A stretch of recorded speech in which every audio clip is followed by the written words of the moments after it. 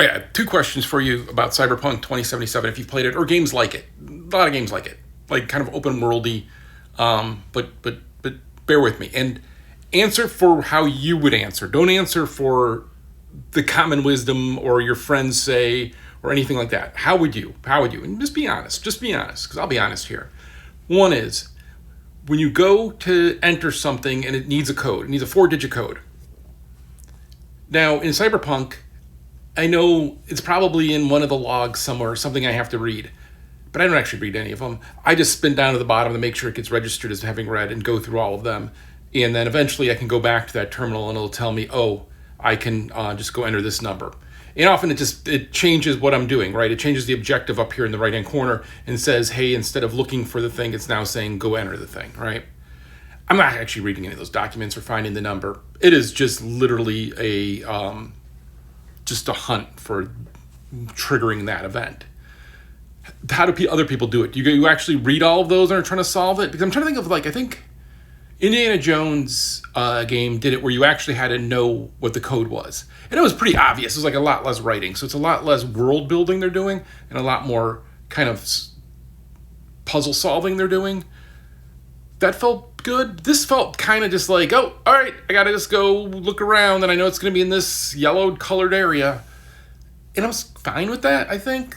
I don't know. Like, if it was for the main quest, I probably also read it a little bit. But if it was a side quest or one of the gigs or whatever, I didn't read any of that. I didn't care. I'm not world building. You go do that on your own time, which I feel a little bad about. But again, this is how I play games.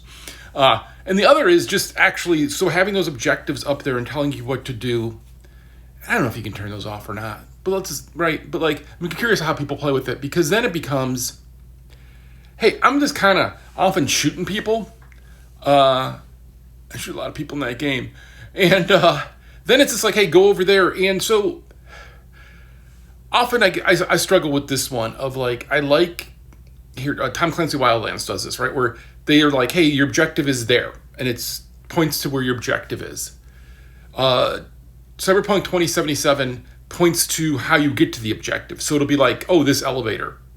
And you don't really know where you're going yet. And partially because it's a really complicated city, and I get that. I mean, I feel bad for the people who try to do the map tracking in your mini map, right? Because it's a crazy world of flipping between stuff. But I'm just really saying now, for like playing it, you like get those little things, right? And you're like, oh, got to go to this elevator and stuff. And some of that's a little bit helpful.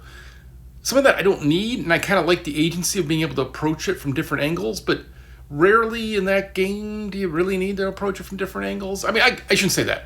If stuff's outside, I often like to climb on top of things, and just because the AI, and I have another video I'm going to do on, all right, I'm going to do one more video on Cyberpunk, I guess. I already talked about the AI.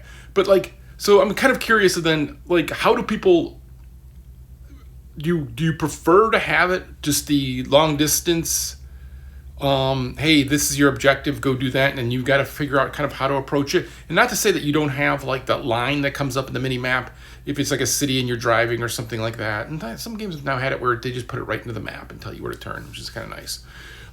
Or do you prefer it where it is telling you like, oh, it's this elevator you take up here, and then when you hit the button, like, you never know.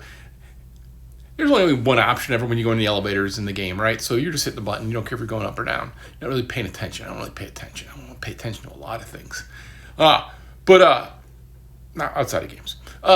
But so I'm kind of curious of how people prefer that. Do you prefer to have that long distance objective, or do you prefer to have the incremental? But then a bunch of games choose between those two, right? Like, these aren't the only two, clearly. But I'm just using them as the example. And then I'm wondering, is it the hybrid of sometimes I need that little bit of help because it's complicated? Man, maybe not. I wish I could pay attention better when I play games. But I don't want to. I often play a game with a movie on the side. Which I'm not really watching the movie either. Just pumping up streaming hours. I don't know.